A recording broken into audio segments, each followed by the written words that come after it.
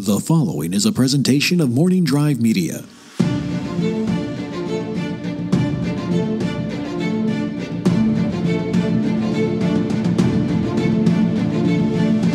From the southernmost point of Dorne to the lands of always winter, west to west, and whatever the hell is going on in the east, this is Casterly Talk. I'm Ken Napzok for a Comic-Con weekend edition, which means, I pre-taped this a little bit ago, a couple days ago. So, if you're down at Comic-Con right now, maybe you are, or got to, or heard about the Game of Thrones panel. We'll probably have some insights, some revelations, some highlights, and we'll talk about that in future episodes of Casterly Talk. So, at the time I'm speaking right now, I don't have Bran with me to look into the future. So maybe something cool came out. Maybe we got a prequel tidbit. Maybe we got none of that. But if something did happen, don't worry. We'll talk later on Casterly Talk. Right now, though, we're going to have a lot of fun listening to your thoughts, your questions, and your what-ifs. A couple episodes ago, we put out a call for what-if scenarios. This is a fun thing to do in a lot of fandoms. What if? What if this? What if that? What if this? Game of Thrones, though, particularly the show, because it's so vibrant and... yeah, I'll say it's simplified, a simplified version of what George R. R. Martin put out there. You can see things more clearly, and then you can ask, what if? And it's just fun. I think with Game of Thrones, I think it's more fun than any of the other fandoms I'm a part of, the big what ifs. So, we got some what ifs. We got some exciting ideas, things I hadn't thought about, and we got a first one that's going to start us off here with the friend of the show, Kevin Ross. He has a podcast called 3 Cocktail Questions here on Anchor. You could find it. And as the show suggests, Kevin likes to pour himself maybe a nice drink, take a sip, and just start talking. And he's always got some stuff that makes me think. I don't always necessarily agree with it. I don't necessarily disagree with it, but I go, I don't know. Maybe that's too much, too complicated, too layered, but I'm always thinking about things he suggests. So that's going to start us off here right now. We're going to dive right into some what-if scenarios here on Casterly Talk. Hey, Ken, Kevin Ross. Okay, I'll start the what-if series. What if Joffrey had not been poisoned at the Purple Wedding? We have always subscribed over here that the Littlefinger gold debt plot was real. But most of those fan theories out there never take in consideration that Tywin Lannister would have had to have allowed it to happen. Do we honestly believe that he is not going to track the Master of Coin's expenditures or the Iron Bank walking up to him and letting him know how much is happening and how much is actually being spent? No. Tywin was always allowing Littlefinger by proxy to indebt the North. But that's why he was sending him to Harrenhal in the story. Ultimately, we believe Tywin was going to have Littlefinger, as the Lord of Harrenhal, tax the North, forcing the North to be extremely upset with Littlefinger, and then either Tyrion or Jaime to take over Harrenhal to be able to make this happen. Why? Now, Kevin, you're asking yourselves, why would Tywin want this to happen? Well, he'd do it for a couple of reasons. One, it's so that he could... and, of course, have a proxy to indebt all of the North to himself. 2, cut the entire country of Westeros in half through Harrenhal and the Reach. 3, control all sea trade and destroy the pirates of the Iron Islands. 4, eventually take out Littlefinger and instill one of his family members, possibly his great-grandson, when Joffrey gets around to having one, over in Harrenhal. Now the Lannisters control from the Reach all the way south. This is why Tywin Lannister allowed the gold plot to take place and allowed it to happen, and this is what Littlefinger suspected, ultimately why he poisoned Joffrey. But this is what we think over here would have happened if Joffrey would not have been poisoned at the Purple Wedding. Thank you. All right, Kevin Ross calling in, and yeah, you're right. That's 2 calls. I cheated a little bit. I'll let Kevin have a two-parter there. So this is some big stuff here. This is what I love, taking these calls from Kevin, because they make me think, and they also make me dizzy all at the same time. Wink, I love you, Kevin. I do like this idea, though. All right, so the big question is, what if Joffrey hadn't been poisoned? I think that affects a lot the Tyrells. The Tyrells, clearly, not just a part of it. They wanted this. They needed this. They did not want Marjorie Tyrell. And again, we're focusing mostly on HBO's Game of Thrones here. Not A Song of Ice and Fire. That can get even more wonderfully complicated. They did not want Marjorie to marry him. Take it back. They wanted him to marry, but maybe not to stay with Joffrey. So if the plot fails or the plot doesn't happen, what did the Tyrells do is a question, a what if that I don't necessarily have the answer now here, but we're focusing on this. The idea that Baelish is always working in the shadows and that they are in debt and then he's been running up the debt and Tywin is aware of it. I love this idea that Tywin is more aware than people would give him credit for. Is he more aware than Baelish would give him credit for? Well, that's Baelish's skills, right? Up until his fatal mistakes at the end, he was always anticipating and always aware. Tywin is a tough egg to crack. I do like the idea of getting Baelish to the north for a lot of reasons. My favorite of what's gone up there, let's just say Joffrey's still the king, but Baelish is up in Harrenhal. There's debt. The Iron Bank's getting upset. If the north and all the northern houses get upset at Baelish, I do believe Tywin Lannister considered him valuable, but also a possible threat.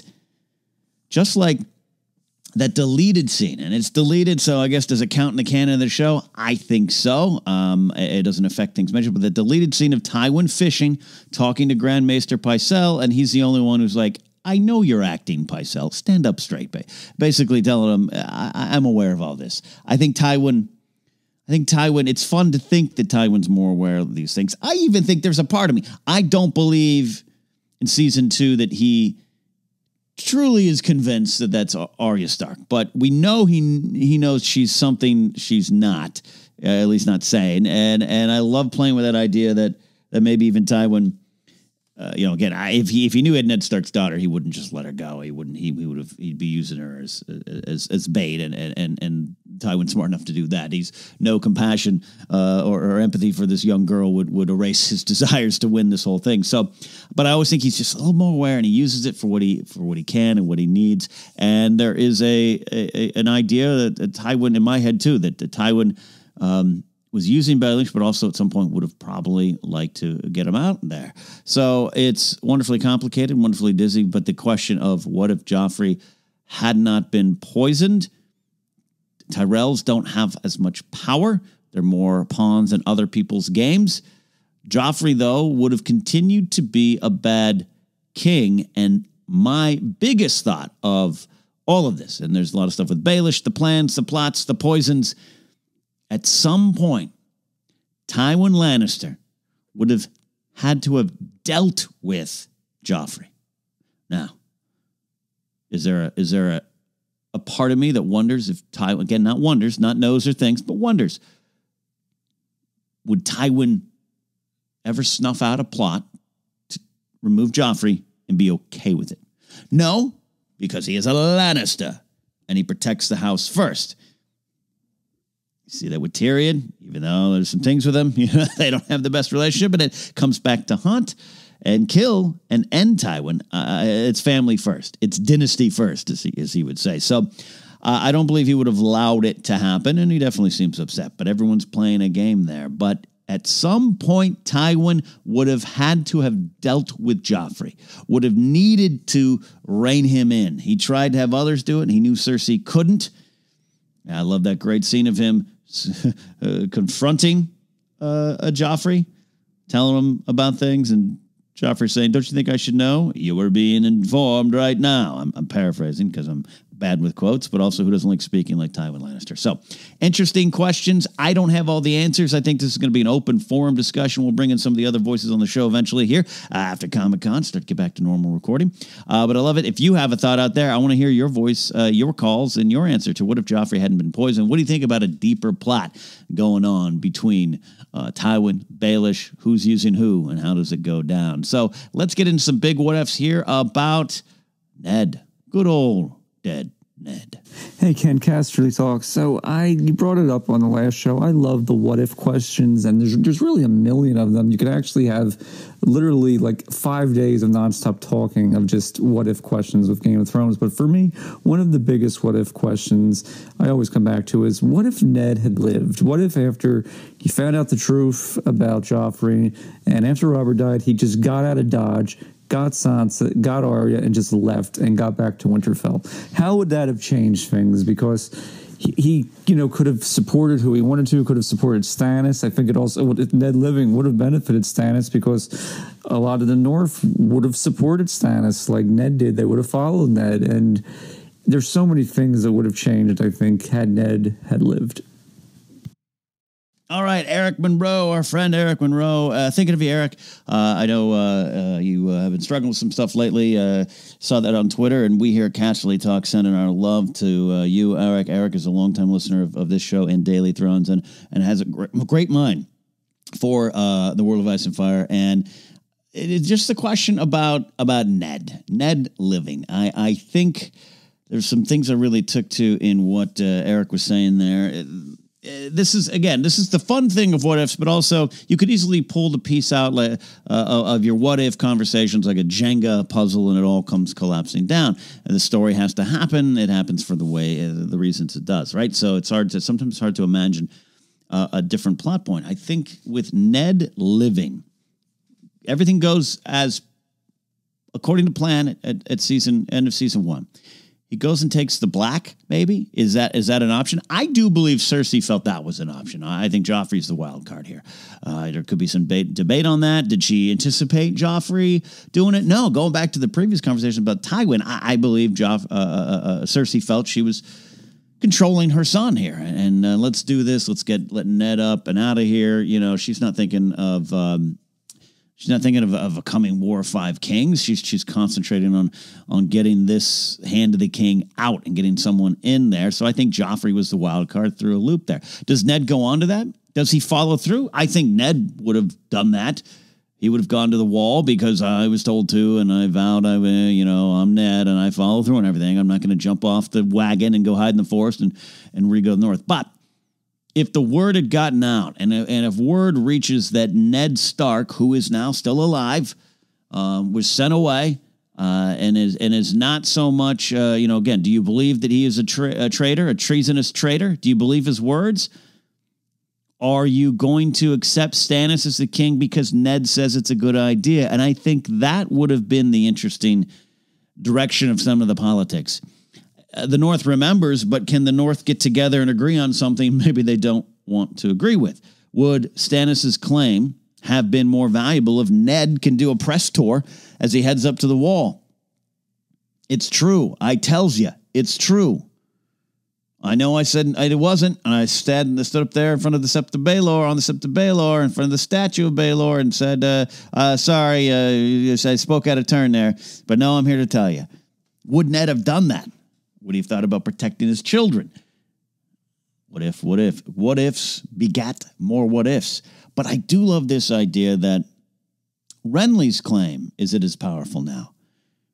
Do a lot of the northern houses that might have, that rallied to Renly, would they have thought better of it if Ned is still alive and they believe his words about Stannis, or they feel they have to believe his words about Stannis? If Ned had escaped, what if Ned had escaped? Would he have gone back to Winterfell and rallied up there? Would he have gone to Stannis? Does a Stannis and Ned team change people's minds? Then I think it does. If Ned's standing next to Stannis. Would Melisandre have allowed that? I think so. But I think Ned would not have allowed Melisandre, much like Davos Seaworth having problems with a lot of the decisions she was making, a lot of things, and she was whispering into Stannis' ears. I don't think Ned would have taken it. At best, he would have grumbled and been very grumpy about it there. So what if Ned lives? The War of the Five Kings doesn't necessarily erupt. Robb Stark, does he stop? Ned lives, goes north. Does Robb return home? Yes, I think so. That was his purpose. He didn't want the Iron Throne, but now he's the king in the north. Does he stop that? Speak to his father and say, Wes, we must rally behind Stannis? I think Ned would ask that. I think Robb would, but would the North then be willing to pull back on their belief? Robb Stark. Does Robb Stark even become King of the North if Ned is still alive? What if? But exciting. It's the biggest plot point. It is the one that really, really flips the story and takes it in different directions. I think the Tyrion Lannister being captured by Catelyn Stark thing that's the thing to me. There's a lot of things that happen. Season 1, big things, little small things along the way. Ned finding out the truth, thinking he's finding out the truth. A lot of those things. Robert Baratheon dying. That's another big what if. We'll talk about that, I'm sure, some other time. But if Catelyn Stark doesn't capture Tyrion, we don't have Jaime Lannister losing the plot. We don't have a lot of those mistakes that follow. But that is the Jenga puzzle piece of the whole story, I think, Catelyn, which is why in the past, I must admit, I think I was 100%. I got to apologize to Catelyn Stark. I was harsh on Catelyn Stark in the past, saying this is all her fault. Grumble, put my big beer stein on the table with a thump. This is Catelyn's fault. That's not necessarily wrong. Catelyn made a big mistake, but that's what I love about this series is these characters make mistakes, and they have consequences. I think if you had sat Catelyn down and said, here's what happens if you do this, she would have said, all right, maybe we're going to do this. She acted out of passion, but she acted out of passion for her family, for her children. Much like Tywin protects his family, she is going to protect hers because someone had to. And it made sense from her point of view. I don't think she intended for a lot of other things with Tyrion to happen up at the Vale. I think... I love the way Michelle Farley plays it. Now we're off the trail here, having a different conversation. When Tyrion says, "Oh, you haven't seen your sister in a while," all right, good luck with that. You're bringing me to your sister, okay? And then when Catelyn Stark walks in and for the first time just sees what has happened to Lysa Arryn, what's going on? Oh, she's breastfeeding her very much of age child, past the breastfeeding age is what I mean. The look on her face it's almost from Arrested Development. I made a huge mistake. I think if she had taken Tyrion, again, it makes sense. In the moment, it makes sense. Go to my sister. My sister's the one who wrote this letter. Forget the fact that we know her sister was lying. Just in that moment. But if she had returned to Winterfell with Tyrion, might have been a little better. But these are all what ifs that start out of one what if, and which is why we like doing it. But we're not done with the what ifs here. We got a what if from our friend Billy. Hey, Ken, this is Billy. I'm a longtime listener and quite infrequent caller. I used to call back in the Daily Thrones days, and I can't explain how happy I am that how you reinvented this podcast into what it is today. Now, I've heard you calling for some what if scenarios, and I think I have the perfect one. At the beginning of a Game of Thrones, instead of King Robert coming to Ned with a job proposal, what if he came with an army because he heard whispers that Ned's son, Jon Snow, was actually the son of Lyanna Stark and Rhaegar Targaryen? Now, I have my ideas about how this story would unfold, but I'd love to hear what you and everyone else thinks. Thanks. Wow, this is a bombshell. Billy, glad to have you here. Thanks for the kind words about Daily Thrones before this. And now Casterly Talk. This is a bombshell one. I've never really thought of this one. I've thought of the Ned ones. I've thought of the Joffrey's ones. And again, you can go many different directions. But I've never really thought, well, what if Robert Baratheon, who I always wondered, how much did he really believe his own words about the story of Rhaegar Targaryen and Lyanna Stark? Was it just this plausible deniability to himself? Was it just this blind just devotion to his own heart and his own desires, blinding desires that he just didn't want to see the truth or didn't know the truth, just couldn't fathom it? Or did he know on some level? There's obviously a lot of pain. So does he feel bad about what he did? Does he know he started the war on a lie? Does he have a hunch? I don't know. That I don't know. Robert Baratheon's a fascinating character to me because I believe in many ways he is one of the, quote, good guys. but he is obviously not a great king, and he's obviously not a great husband, and definitely not a great father. He, like a lot of these characters, again, make these mistakes, and they face their consequences time and time again. And Mark Addy brings such wonderful life and death to King Robert Baratheon. There's a lot there. So this idea, this is what, talk about a different show, a different story, a different series. He marches north, 30 days on the King's Road. Gets in there. Ned's like, hey, what's up, Bob? How you doing? It's been a while. Rob Baratheon's like, you bow to your king. We got to talk. Who is Jon Snow's mother? Well, you know, I've always been coy about that. No, Ned. No. What happened at the Tower of Joy? What is this promise you've always said you've had to keep? Because I have spies that have let me know that we think Jon Snow is a Targaryen. We have seen Ned Stark defy Robert Baratheon before. We saw it in season 1 and that first book plot. Robert Baratheon, upset of a Targaryen girl over in the east. We've seen that. We've seen him say, we're going to kill her. And we've seen Ned get to the point of throwing down his Hand of the King badge there, man. Walking out. Ned was going to leave. He was packing up. Oh, Baelish gets in his ears. So if Robert Baratheon comes north with an army and says, you got to tell me the truth or we got problems, brother. Does Ned Stark back down? Does Ned Stark lie?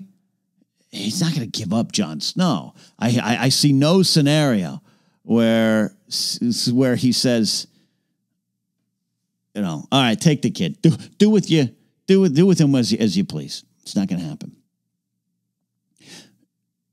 Do we have Stark versus Baratheon at that point? Do they call the banners and hope they get there in time?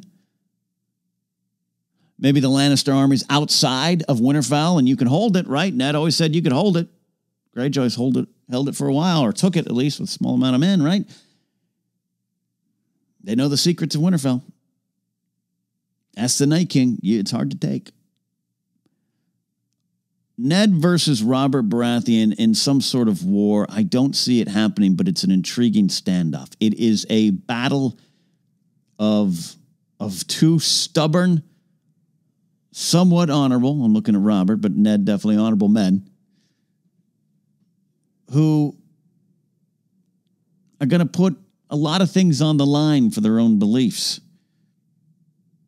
Robert Baratheon, in the end, is one of the people who was right about Daenerys Targaryen, right?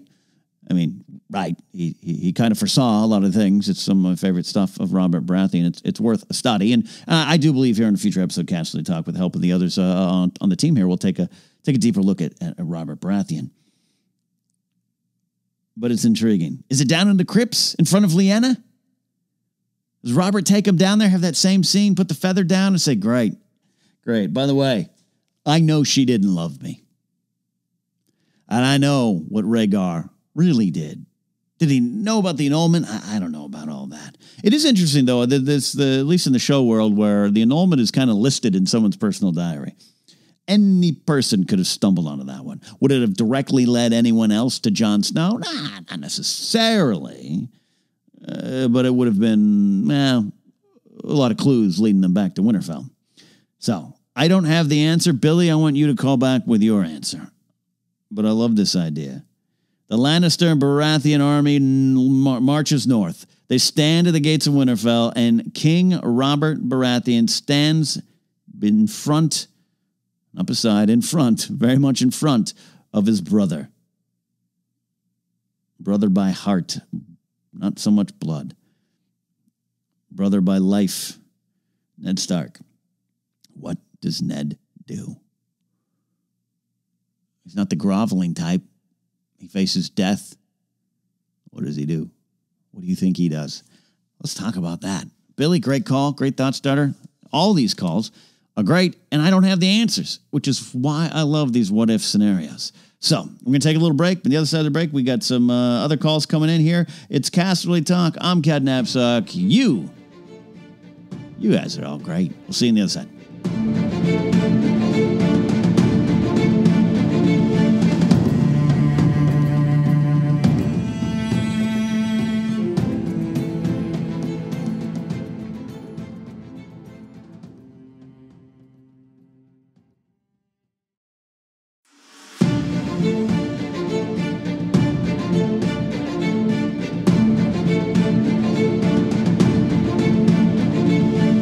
And we're back here on Casterly Talk. I'm Ken Napzok. Looking very much forward to talking Game of Thrones with the rest of our friends here on the show, like Andres Cabrera, Lon Harris, Rachel Cushing, and, of course, Thomas Rissling. I'm so happy you all have taken to him, coming on the show, doing the phone call, co-hosting bits with me. Trust me, we've all talked. Rachel actually was in my house 2 feet from where this microphone is, but she had to drop something off and head on out there. So we all love talking Game of Thrones. Just schedule permitting, we'll make it happen. And part of the fun, of course, is taking calls from you that you can you all do during with the Anchor app.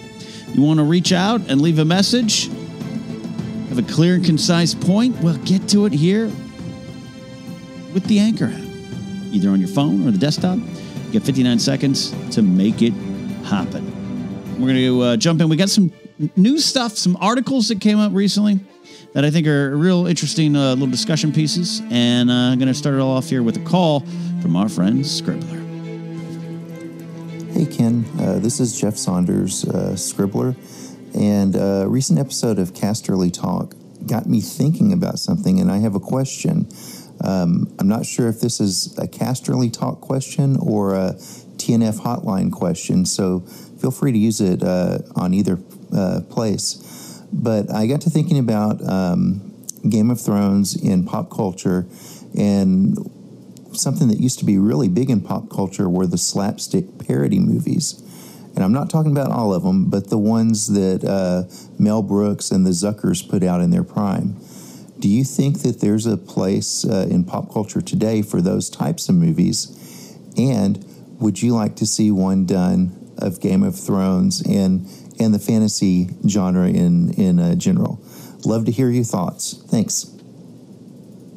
All right, Scribbler checking in there talking about Game of Thrones parody. I know it's possible. I like parody. I grew up liking kind of the big over-the-top slapsticky parodies. Big fan of like Naked Gun Police Squad stuff, which was a parody in its own right. Zucker Brothers stuff. I do love Mel Brooks and a lot of things. I wasn't like Spaceballs has classic moments for me. It doesn't hold up for me as much as it does for others, which is not to say it's not good and not great and you can't enjoy it. I just I remember years ago sat down with a friend of mine. I think we pulled out the old VHS. Like let's watch Spaceball, and it just the humor, everything it just didn't connect with me anymore. And Men in Tights, I like it too. Same thing. Again, I love Blazing Saddles. Totally do believe Mel Brooks is one of our all-time greats for a reason. He's considered that for a reason. So it's not that I don't love parody. I just don't know. What was that? Danny McBride and Natalie Portman was in it. Gosh, who else was in it?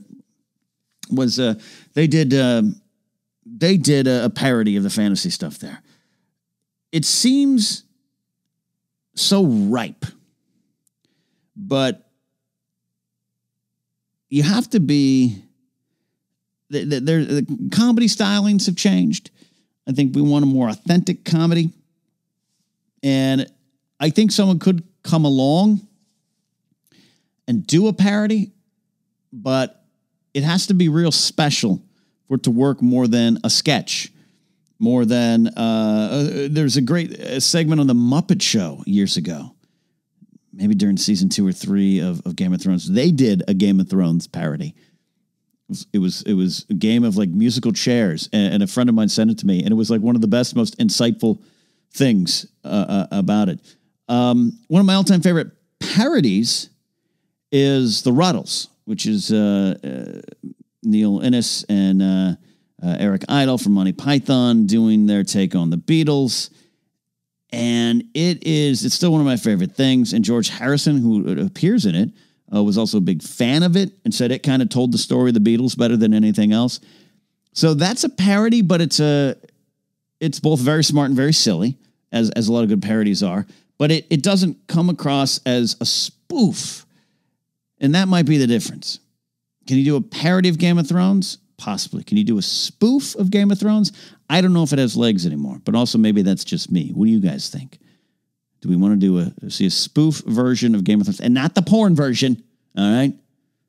Not doing that. I do love, though, when Alt-Shift-X did that for an April Fool's joke. He did a video on the porn version of Game of Thrones.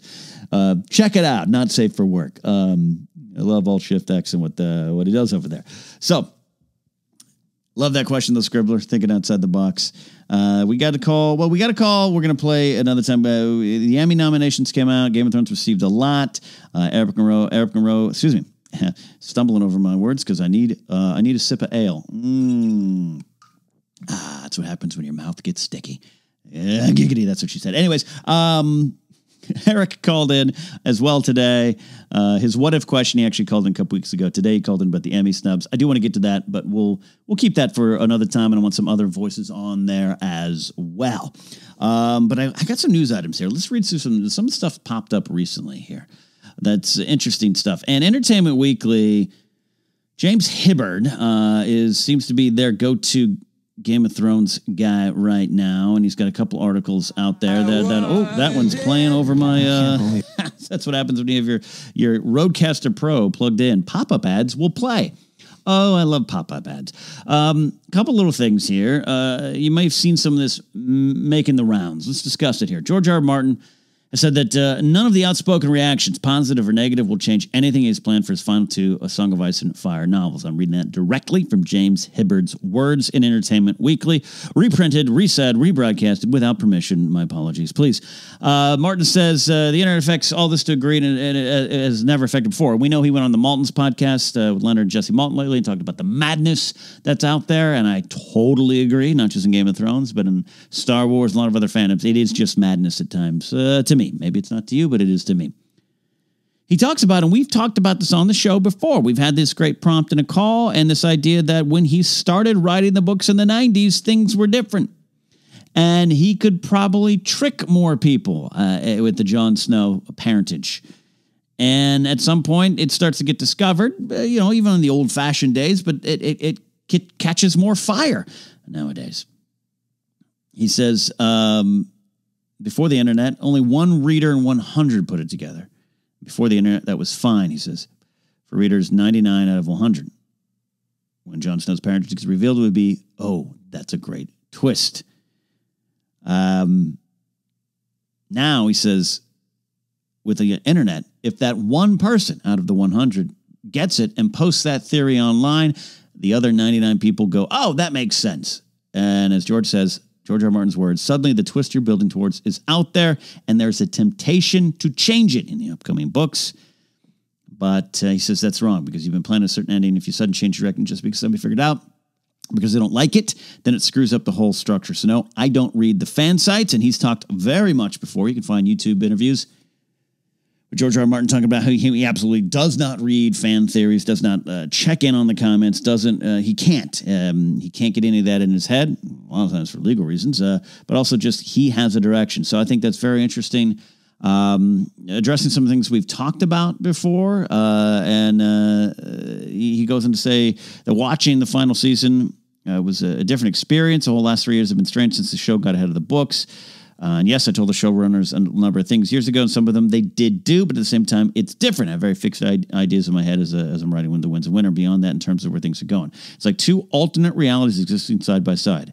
I have to double down and do my version of it, which is what I've been doing. So it goes on to talk about, you can read the whole article. I don't want to give it all away. He talks about the peer pressure to finish the books. Interesting stuff there. Again, James Hibbard's kind of the Entertainment Weekly Game of Thrones voice right now, and good stuff. And again, nothing surprising, but I like that George is coming out and kind of saying this. No, don't worry. Because a lot of people, I saw some successful author tweet out. This author did not like season 8, as is your wont as a human. was like, oh, good idea, George. Hang back, let them show you how to do the show wrong, and then write the ending that you want, or suggesting that George is kind of doing this on purpose. And and it's fun. It's a fun little theory. It's a fun thing to kind of think. George is in the corner giggling out there in Santa Fe, going, I'm going to change it. I'm going to show them how to do it. And I do think there at some point, from my point of view, there's been always kind of a weird relationship with the show and the books between George and them, especially in the later season. It seems like a couple times he distanced himself, other times, but lately, especially with the Emmy noms, he was right on there tweeting his support, his congratulations. And he had a say in a lot of this, especially early on. Wrote some great episodes, as we know. So I believe a lot of what George R. R. Martin says. It's fun to get these tantalizing, tasty little rumors, but it's kind of like George says. Someone posted online and says, you know what, I think George is holding back the books, and I'm not even talking about the Ian McElhenney interview, but George is holding back the books, and we can speculate. I've speculated on that. I've thought it just makes sense that he would want the show to end and then get his stories out, right? It does make sense to me. And so even if I say it on this little podcast here, 99 of you can hear it, and then you tell your friends, and the next thing it becomes fact. And I love when George kind of clears some of the stuff up. And speaking of clearing things up, also in Entertainment Weekly, Bran Stark himself, actor Isaac Hempstead White, revealed in a new HBO behind-the-scenes interview, and this is interesting, said David and Dan told me there were two things George R. R. Martin had planned for Bran, and there was a Hodor revelation. And we know George Martin has said that it's the same in the books, but you get there in a different way. And that Bran, would be king. So it's pretty special to be directly involved in something that's part of George's vision, and it was a really nice way to wrap it up. So there it is. We could end the speculation on that particular thing. I still think because of this leads a lot of credence to the idea of everything that goes down with Dany and Jon. And when I say everything, all right, let's say 90% range, that a lot of it will follow in line with George's stories. Again, it's always going to be different, right? I think the Hodor is a great example of that's the reveal. I think Hodor is hold the door in the books as well. But the details, not just the surface details, like Hodor's, actual name is different. I think already we know that's different in the books. But maybe it happens at a different time. We know, Jojen Reed would be alive, possibly even this scene. So maybe he factors into it. Maybe that's when Jojen dies. So I'm fascinated to see that, but I love that it goes in the same direction. So I don't necessarily want to know what is just a checklist of Dan and David's ideas, George Martin's ideas. I don't necessarily want that. But this one makes a lot of sense. It makes a sense to a lot of us here at Casterly Talk. Bran being king, even though it did come out of left field, and we've been talking about that here in Casterly Talk, came out of left field for me. It makes sense about someone who, the best choice to rule is someone who doesn't want it. And that Tyrion kind of gets the hand of the king thing as both a reward and a kind of a punishment, at least from my point of view. I think that's fascinating. I think that's really interesting and shows that a lot of decisions made in season 8 maybe, weren't as wild or silly as you thought, though you definitely have that right to think it. And speaking of fans' reactions to season 8, we know it was, testy, passionate. And recently at Con of Thrones, we talked about Con of Thrones last week. I got to get out to one of those. Mark from Mark Talk, I hope you represented us well. Call us with a follow-up. Let us know some of the fun things you got to experience at Con of Thrones. Nicholas Coster-Waldau was there, Jaime Lannister himself, and he was speaking in the Q&A panel. It's great that he showed up. I don't know much about Con of Thrones, so I don't know. I know it's smaller, but I don't know who it attracts and what it attracts and what goes on there. So again, our friend Mark from Mark Talk, who calls in the show a lot here, you listen to a show, Mark Talk on Anchor. He was out there, so please let us know. I believe it was out in Nashville, right? So this is what Jaime Lannister himself said. Coster-Waldau said that every season has been intense in terms of the attention and discussion, but it was extraordinarily tense for a final season. And we have this WhatsApp group, the actors, and I saw some people getting a little upset. He's not naming names because of some of this, because some of the stuff is vicious. And if you make the mistake of start reading all that shit, because if it gets you really angry about something, I'm sure you did. Some of you, he's probably just in the crowd there. So you write to each other as actors, and you go, fucking assholes. This is not what would happen. They butchered George R. R. Martin's world. Just fun for you. Oh, excuse me. I read that wrong. That he's saying that's what the fans are saying. So you write each other and go, effing assholes. So this is so not what would happen. They butchered George R. R. Martin's world. And Nikolaj adds this. It's just fun for you, but of course some got a little upset. That referring to the actors. Sorry, I read that wrong there. And he says this, there was a kind of weird feeling of, what the hell? We work so hard. And he says, I'm not asking anyone to feel sorry, by the way. That's what I'm saying. It's just how it was to get through the whole thing. And then he defends David and Dan, Benioff and Weiss, saying, for anyone to imagine or to think that the two creators of the show are not the most passionate, the greatest, the most invested of all, and to for a second think they didn't spend the last 10 years thinking how they were going to end it is kind of silly. And also know that they, too, read the comments, even though you sit on your own and go, fucking stupid writers, assholes. They really, like everyone on Game of Thrones, every single person, and there are thousands, we worked our asses off to make the best show we could for the ending. So interesting comments there, passionate comments, and I love actually hearing those. I love reading those comments. It makes me feel even better about Season 8. But again, you don't, like he says, he's not asking anyone to feel sorry for you, and you cannot like things. You know what I mean? In the Star Wars world, there's a really great dude that writes. He wrote a lot of Legends novels. His name's Jonathan Jackson Miller. He wrote the first book out of the new canon era of Disney Star Wars, A New Dawn, and it introduced us to Hera and Kanan, and got us set up for the Star Wars Rebels animated series. And it was the first book out. It was like Comic-Con 2014, and this was it, right? The April 2014, they announced new Disney canon and what was in it, what was not, and this was the first one out of the gate, and it sounded great. A New Dawn, the start of the formation of the rebellion, and it wasn't that, and I didn't like it, and I was very vocal about it on the old show I did with Maude Garrett, Jedi Alliance, taking shots at and everything. And I wish I didn't do it in that way. I've learned so much since then. Because I've seen this guy on Twitter. I've seen him at events, and he's such a good dude, and he's a Star Wars fan. I wish I vocalized my dislike of that book, which, by the way, not only did it have great stuff with Hera and Kanan that I want to kind of reread it, introduced the character of Ray Sloan, then Captain Ray Sloan, who goes on, thanks a lot to Wendeg's work with the character in Aftermath, goes on and becomes one of my favorite characters. And it's kind of the way I view fandoms and the properties that I read and watch and enjoy.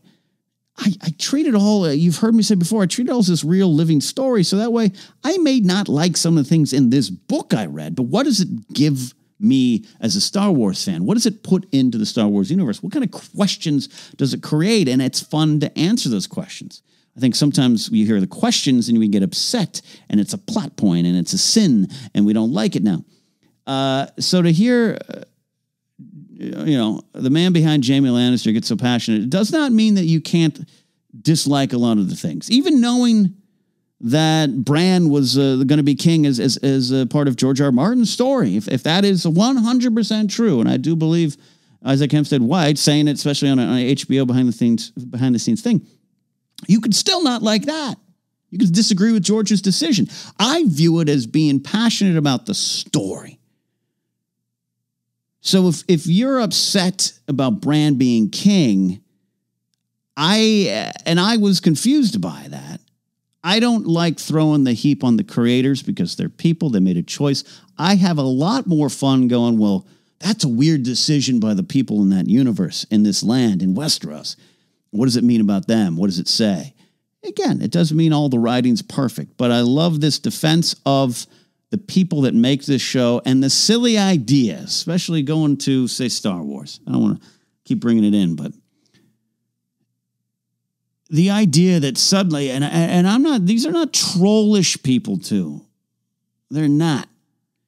There's some of them are, but there's people I know who suddenly they're now the experts on writing, and they may have written a lot of things, But suddenly they are now the experts on writing, and David and Dan have no skills. They stumbled into this. HBO gave them all this money. It was dumb effing luck that it even worked, and they're stupid. Like I can't say I've had those conversations. I've listened silently and just nodded to walk away from these people because it's silly. It is absolutely silly. You can get wrapped up in loving the show and being hurt by the show, which is what we talked about. Remember, Rachel on the show was really upset at Jaime Lannister and the things that Jaime Lannister did, and her initial focus was on the show, the creators. And I loved her passion about this because in the end, I feel as though she was hurt, and she's someone I think finds herself in Bran. I don't want to speak for Rachel, but finds herself in Brienne of Tarth, and she was hurt for Bran. She was hurt for herself. She was hurt by Jaime. She was upset by Jaime, and I love that. And I don't want Rachel to back off on that ever, but I love that she kind of comes around to this point of, I am upset at Jaime Lannister, which is awesome to be that invested in this show. So don't forget, there are people that make it.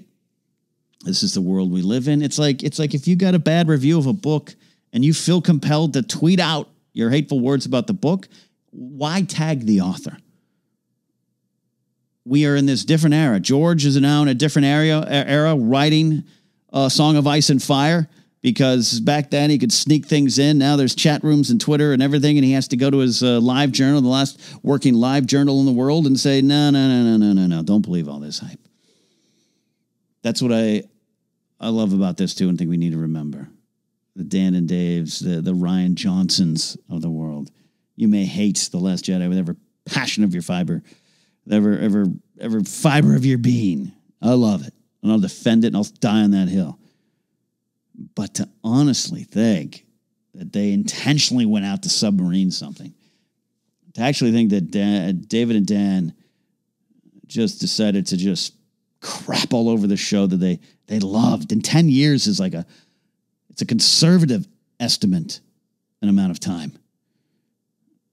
And I just read right now they are not going to Comic-Con this year for the big reunion panel that's going on. Again, we're recording this before Comic-Con, and quite frankly, why would they? Why would they? I'm sure they're going to walk down the street trying to get to the panel, and there'll be people around them, security people, whatever. I'm sure people yell at them and everything. It takes away the fun. Takes away the fun. I totally love Nikolaj Coster-Waldau's words here. Again, doesn't mean you can't like, or doesn't mean you have to like everything about it. You don't always have to be like, well, I hated that, but hey, people made it. But it's like I heard someone say before, movies do go bad. Movies do go bad for a lot of reasons. Shows can go bad for a lot of reasons, a lot of business reasons. But the thought that everyone on that set doesn't care insanely about these projects, that is ludicrous. That's ludicrous. So love that. Good way to close the show out, I think. Hearing from an actor himself on about all things, all opinions on Game of Thrones. I got to get to that kind of Thrones.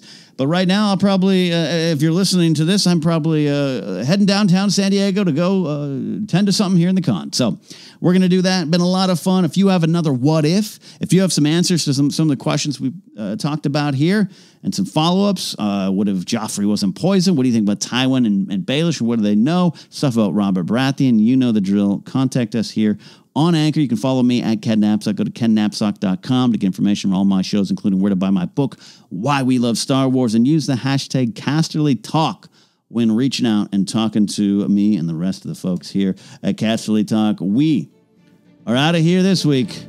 Valor Morgulis, which means all theories must die, I think.